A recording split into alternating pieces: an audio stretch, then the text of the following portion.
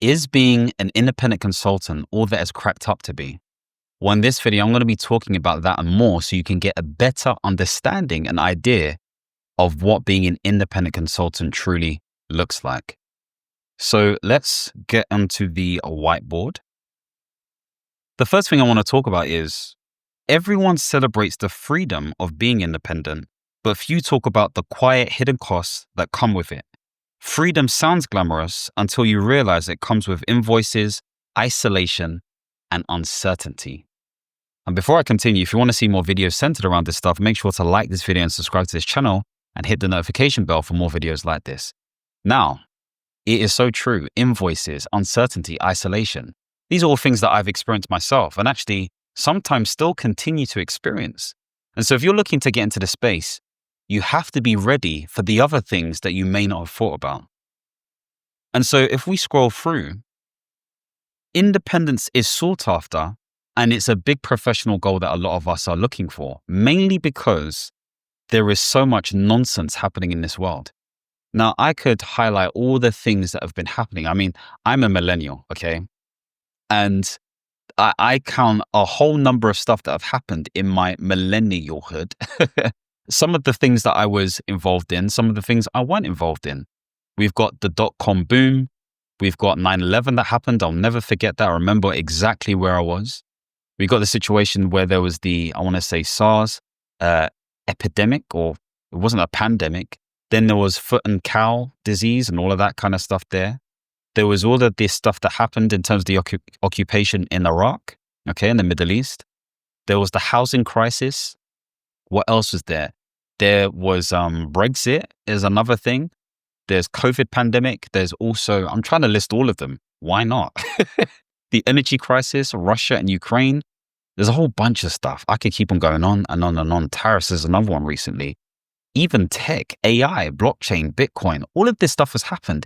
It's changed the market so much. And so with all of this change means there's less certainty. And with less certainty, that means there's less people or investors investing in businesses, which means there's a lot of layoffs. There's high interest rates because there's a lack of predictability and confidence. So this is pushing the market into a space where actually you're wanting to do things independently for yourself. You're not wanting to rely on anybody or anything. Now, people, businesses, charities, whatever you want to call it, still need to rely on services. But the traditional 9-to-5 seems like it's something that's eroding away. And if you've watched my video from last week, I want to say, I talk about this stuff. They talk about in the UK how we're making more money individually, in terms of monthly income. But that's because a lot of low-skilled workers or people who are on the lower socioeconomic scale are getting laid off. And actually, those are the more cushy jobs are actually in the positions that they're in. And so therefore, it skews the data and makes it look like we're better off. We're not. Okay, productivity is rubbish. I mean, the IMF has stated that the UK for a, what do they call it? A fast, not even a fast growing economy, an advanced economy. Can you imagine? Is doing the worst. Compare it to, and I don't like to do this, but this is what the IMF spoke about. I think it was Senegal and Peru. Their currency is even more stable or projected to be more stable. And so this gives you an idea of where we're at. And so people are wanting independence because they want to choose all of this stuff amidst all of the nonsense that's happening right now. Okay. And so we have to think to ourselves, independence also comes at a price. It's not something that you can just, oh yeah, I'm going to be independent and blah, blah, blah. No, it doesn't work like that. Okay. It takes financial turmoil, emotional turmoil, and mental turmoil as well. And again, like I said, I've walked this road myself, but we'll talk more about what that looks like. Now, before I continue, if you are unsure of whether you want to jump into this whole space of being an independent consultant, then I have this independent consultant assessment that you can take. I think it's roughly 40 questions. Okay.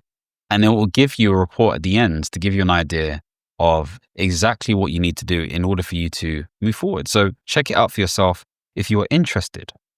Okay, let's get onto the first part. So the first part is centered around the emotional cost, okay? And Really, this can't be taken for granted. So what do I mean by this? Well, if we break this down, there is a sense of isolation and lack of structure that we have. So when we leave a 9 to 5, I remember when I first got into contracting, I had no one to speak to. I had a few people to speak to. I luckily had someone I met from my previous role who had given me some insights, but you're coming in as an outsider. No one really cares. If anything, you're the enemy. Can you imagine? You're being paid to help them, but you're also being seen as the enemy in many ways, shape, and form, because they've either had contractors or consultants that they didn't trust because they didn't deliver. They're probably thinking, oh, these people are getting paid way too much. You're not quite in the team. So yeah, it's isolation in many ways. And you kind of have to build thick skin and understand the game's the game. This is the life you called for. So whether they understand or don't understand, that's none of your sweet business. Okay? It's none of your business, and it is what it is. In addition to that, in many instances, depending on your sort of like level, you become the leader, the doer, the this and that, all in one. Now, of course, many consultants do advisory stuff, okay? But not all consultants do advisory. A lot of them deliver on deliverables. And so again, the way you manage some of this stuff is you build micro communities, okay? So what I mean by this is you try to find other people that you can connect with in order for you to talk about some of this stuff, okay? Because if you don't do that, you go crazy. Some of you may not go crazy because you actually like being alone. But with that in mind, you can build these communities where you can actually, learn from other people. These could be communities that are built already. So I'm building my own community centered around this stuff. Again, if you're interested in this, leave a comment below. Should be doing a wait list, but we'll come to that another time. But also you need to speak to people who you've met along the journey. So other consultants and contractors who you can speak to. And so bearing all of this in mind, the next thing is decision fatigue. Now, this is all centered around the fact that actually there's a lot of key decisions that you need to make. So some of them including what day rate should I get? Okay, what does that specifically look like? Do I have the right sort of like proposal templates, okay? Or statement of works templates?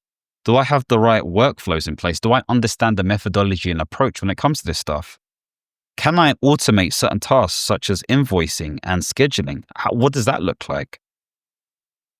And so you're trying to find ways in order for you to remove any form of additional decisions that you need to make, but you're making all the decisions yourself.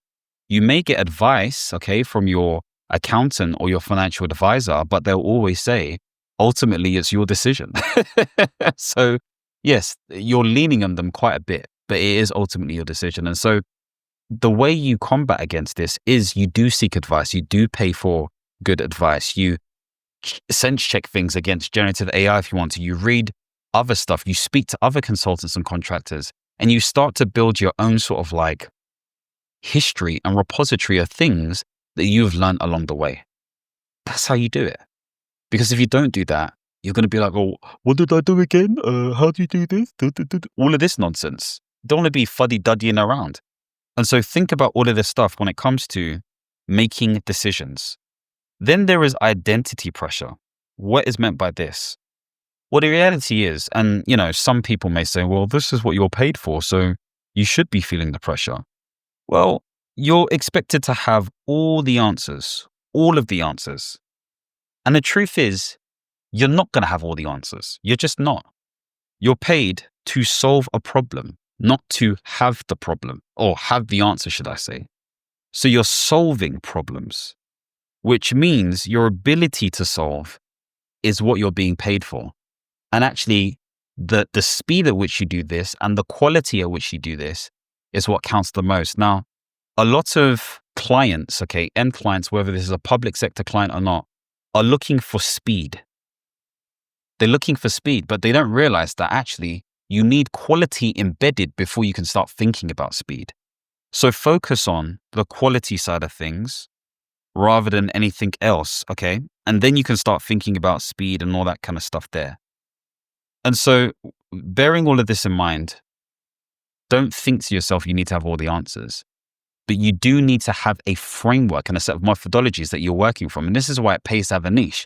As a program management professional, I know that I can lean on MSP, managing successful programs, amongst many other sort of stuff. But along the way, I'm building my repository of consulting frameworks and methodologies and approaches and all this kind of stuff. They're learning from others. And so this is what you need to be thinking of as well. And so this really encapsulates everything centered around the whole emotional cost side of things. Now we want to move towards the financial cost. Okay. And so I've underlined here reserves, rates, and recurrence. But let's break this down in a bit more detail. So with this in mind, as a consultant, there is no sort of corporate cushion. It just doesn't exist. So all of this stuff centered around sick pay and paternity and maternity leave and all this, it doesn't exist. It just doesn't exist. And so this is why I have said in previous videos, you are your CFO, your own CFO, your own financial advisor, your own finance committee. So this is where you need to make sure you have an emergency fund, you have a business buffer, you have some sort of protection, you have the insurances in place to ensure that you're covered. This is why you have this stuff, okay? The other thing to note is that you don't necessarily have regular cash flow. This is not going to be regular unless you have a setup where the client, pays you on a monthly basis or a weekly basis, and it's not deliverables based per se, although you may have a proposal that you're sticking to with deliverables that you're meeting, then that gives you a bit of an idea. But for those of you who are, again, let's say an indie freelance consultant, then you're going to have to set up a way of making sure that in your contracts, you get predictable retainers, okay? Whether you're using Stripe or some sort of other system that works. So this really comes down to your pipeline. This comes down to the projects that you're taking on and how many you can take on. It comes down to your payments as well. Again, if you are sort of like freelance, think about different ways in which you can provide your service. So maybe you are providing services in the form of one-to-one coaching or advisory, okay? And actually you're paid on a retainer on a monthly basis. Maybe it's £500 every single month. Maybe it's £1,000 every single month. Maybe it's a situation where you are delivering a specific project. And so you're based on the milestones that are achieved. Maybe you're providing a service. Maybe you're setting up some sort of PMO or you are the PMO. So project management office. Okay. So this is where you're providing the papers, the reports, the governance, the gateway controls, all of this kind of stuff. So think about how you are set up within this space. There's also bench time. So this is more specific to individuals who are working for a firm consultancy. But the reality is, actually, bench time exists for independent consultants too, because what that really means is if you're out of contract, you may be sitting on the bench. So this is where you need to maintain the right level of relationships. This is really, really important. And when it comes to relationships, this may be based on recruiters. Okay, so recruiters. This may be based on friends and family. Okay, friends and family. This may also be based on other contractors that you've worked with. So contractors. These are all different ways in which you can fill your pipeline. Okay, you also want to be thinking about, okay, how do I improve my CV? How do I improve my proposals? How do I improve my approach towards this stuff? These are all things to bear in mind. And you may also be thinking about content. So how can I up the content in a way, or how can I go to, again, events to get myself out there? This is how you fill your pipeline, okay? I think it's Alex Hormozy who talks about his core four. So you got your warm leads, so friends and family, colleagues that you can ask them for referrals or opportunities. Again, I'm not telling you how to do it. I'm just telling you the different types. Then you've got your cold leads. So these are people you are cold calling, cold DMing, all of that kind of stuff. They're people you don't know. and you're doing like 100 a day as he talks about. Maybe you do something else, but that's what he says as an example. Then you may be using content, okay? So organic content, so posting regularly, so you're seen out there. And actually, because you understand how your algorithm works for your industry, you do that well. Or maybe you're using paid ads. And of course, you can leverage other people to do this stuff for you. But the point being made is these are ways in which you can, again, get yourself out there as an example. So that really comes down to, I keep on doing that drawing thing. That really comes down to, or this is what I've explained. I've explained the financial cost. And now what we want to talk about is the mental cost. Okay. So you've seen this before. If you've watched my videos before, you would have seen us spoken about PAR, problem, action, result. But I'll talk about what that means in this instance here. So sometimes we may feel like we've got a bit of imposter syndrome. Okay. Really, imposter syndrome can be described in so many different ways. But one way in which I like to think about imposter syndrome is your level of competency. So what do I mean by this? If you don't feel confident about something, maybe it's because you don't have the skills to do that specific thing. And so competency can be a really, really important thing when it comes to your level of uncertainty. Only focus on the things that you can control, not the things that you can't control.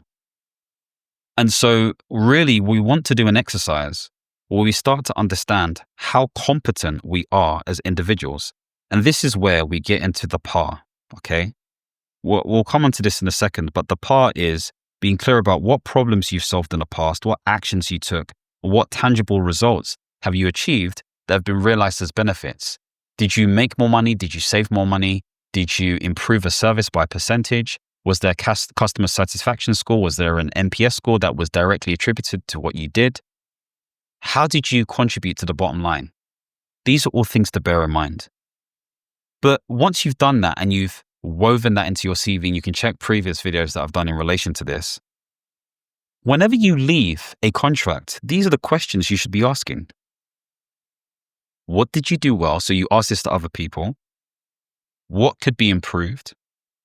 And any reflections or testimonials. I do this every single time I leave a contract via email. I just send an email to everybody I've worked with. These are the 3 questions, and they will respond back, and that will give me the feedback I need moving forward. So bear this in mind. And of course, you want to get testimonials from people. Why are we doing all of this stuff? Because it makes you feel confident, competent, robust. People believe in what you're saying. You're going to get more and more people who are like, yeah, you're the right person for the job. I can clearly see that. You want case studies. If you go to my mastery.com website, and I'll do that whilst I'm talking, and you'll see all of this stuff. This is specific to, again, my consulting stuff. If I click on this, you'll see problem, action, result. These are all examples of it, okay? So you can go through my website to see these examples. So hopefully that's given you a strong idea in terms of how you can manage this for yourself. The other thing I wanted to highlight is that there's also this element of constant reinvention, okay? Now, it can feel frustrating, but you have to be in a space where you're consistently learning. You have to be in a situation where you're in the right niche. That's going to be really, really important, because that means that lowers the amount of resilience that you need in order for you to learn all the time. But you also need to be on top of, again, new platforms, new mediums, and new sectors. So check the news, check what's happening in the economy, check what's happening in your industry. These are all things to bear in mind. And finally, of course, there is cognitive overload. What do I mean by that? Well, really what this means is that there is a lot to do sometimes as a consultant, okay? The admin, the delivery, the branding, the marketing, you're doing this all yourself. So how do you sort of like make this easier? Well, you think about everything that's happening to date. You try to break it down into simple chunks or categories. And then you have to essentially write out what you do. Be clear about all of the things that you do. And then if you can either automate it if you're inclined that way, or you can delegate it. And this is where I have my virtual assistant. They've been fantastic. Now, they don't do stuff in relation to the consulting-esque stuff that I do. But when it comes to the branding, when it comes to the admin, when it comes to the marketing, 100%, why not? But the delivery, I'm being paid to do this. Now, I'm not at the stage where I have my subcontractors doing stuff for me yet. However, they're doing all of this other stuff and I'm focusing on this. Okay, I'm obviously doing a bit of the other stuff, but that's what I'm doing. So hopefully that's given you an idea. And to sort of like round this off to make it clear for you, freedom has a price, but once you learn to manage the emotional, financial, and mental costs, independence becomes the best investment you'll ever make. Remember that stuff. It'll become the best investment you'll ever make. Again, like I stated before, if you want to know whether you're ready for consulting or not, then I would 100% check out this consultant readiness assessment, the independent consultant readiness assessment. So hopefully this has given you what you need. If you want to see more videos centered around independent consulting, contracting, or portfolio careers, don't forget to like and subscribe and hit the notification bell. And as always, my friends, understand, reach, and expand. Peace.